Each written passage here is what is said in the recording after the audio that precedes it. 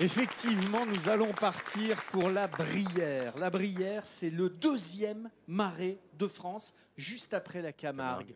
La Brière, c'est une mosaïque de canaux, d'eau, de roselières, de prairies. La Brière, c'est également 7 îles avec Fédrin et Saint-Joachim. Et c'est devenu le nid d'Éric Guérin. Nid, c'est bien le terme, tant les oiseaux sont nombreux là-bas. Alors partons à la découverte de ce lotus de lumière. Il y a quelques fumées qui montent des chaumes et un voile bleuâtre qui s'étend sur Fédrin. Oh. Regardez bien ce village, loti au cœur de la Brière. Ces maisons aux toits de chaume lui donnent le charme d'autrefois. Et quand on sait qu'il est bâti sur une île, ce village devient alors une perle.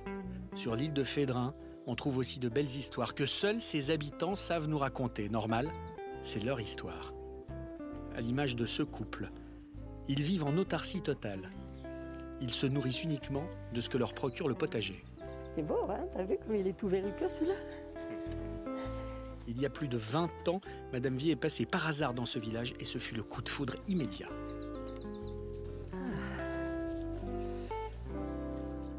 C'était une révélation. Voir toutes ces chaumières, tout ce lieu extraordinaire. Moi, j'avais l'impression d'être dans un village de Schtroumpf. C'était vraiment quelque chose. J'étais en extase et je me suis dit à cet instant, un jour j'habiterai ici. Cette vie-là, moi je la souhaite à tout le monde parce que voilà, je dirais peut-être pas que la Brière est un paradis, mais pour moi, c'est mon paradis. Mais ce paradis se mérite et doit être préservé. Par exemple, quand on vit ici, on a l'obligation d'entretenir son toit de chaume. Pour notre couple, ce chantier coûte plus de 25 000 €, une fortune en forme de pari sur l'avenir. Et certains ont même parié gros en venant ici. Ces ruches et ces poules appartiennent à Éric Guérin. Ce cuisinier étoilé a voulu faire revivre le village en installant son restaurant ici et en y produisant localement, au milieu de la Brière, un cadre idyllique qu'il a découvert à l'adolescence. Moi, ce que j'aime, c'est retrouver justement ces instants de pause. En fait, je sors de ma cuisine, je me mets au bord de l'eau et tout de suite, tout devient naturel. On est juste dans un univers où on apprend à écouter les hirondelles, on apprend à regarder une abeille qui passe et à regarder simplement la nature.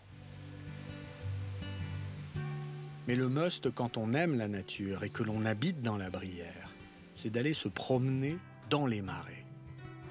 Et pour cela, Éric peut compter sur René Moyon. L'été, René embarque les touristes sur son chaland. Mais en cette fin d'après-midi, la sortie se fera entre copains, comme ça, juste pour le plaisir des yeux. Bon, bah on y va.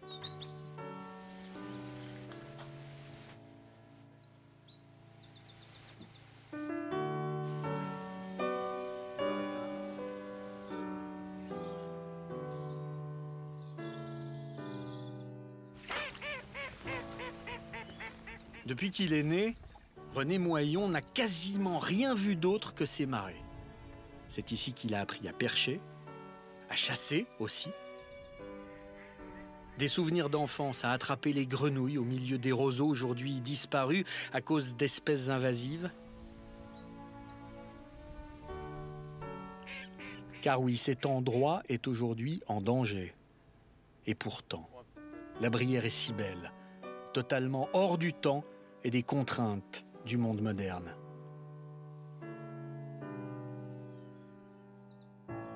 C'est féerique, là, on est au bout du monde, là, hein, quand même. Hein. On me fiche la paix, je vois plus personne. Je suis dans un autre univers, là, complètement différent. Je pense que c'est des territoires en plus qui ont tellement une empreinte et un relief et un caractère que quand on les aime, on ne peut pas s'en passer. C'est vraiment quelque chose de très très fort. Parce que moi, depuis que je l'ai découvert, c'est pareil, je ne peux pas m'en passer. Et pourtant, je voyage beaucoup, mais à chaque fois, je rentre avec une grande émotion ici.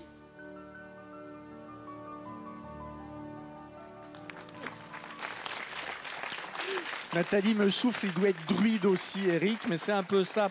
La Brière, c'est C'est une pure merveille, cet endroit, effectivement, de calme, de sérénité. On pouvait vivre en autarcie, il y avait les légumes, le marais suffisait également à presque tout. Le roseau, il servait pour la chaume, pour la litière des animaux, il sert toujours. La tourbe, elle sert de combustible. L'osier était employé dans la vannerie. Les poissons et le gibier abondaient dans cette brière. Et puis, on élevait des oies, des canards et on cultivait des légumes. On récupérait même les sangsues dans la brière pour les vendre aux pharmacies. C'était une véritable terre nourricière, mais effectivement, elle est en danger parce qu'on entretient de moins en moins. Les roseaux de brière sont d'excellente qualité, mais ils sont concurrencés par la chaume de Hollande. Et les coupeurs étant de moins en moins nombreux, eh bien, c'est mal entretenu. Mais il faut vraiment entretenir, sauver, préserver cet endroit unique. Ouais. C'est un peu la Camargue de la Loire, quoi. Voilà.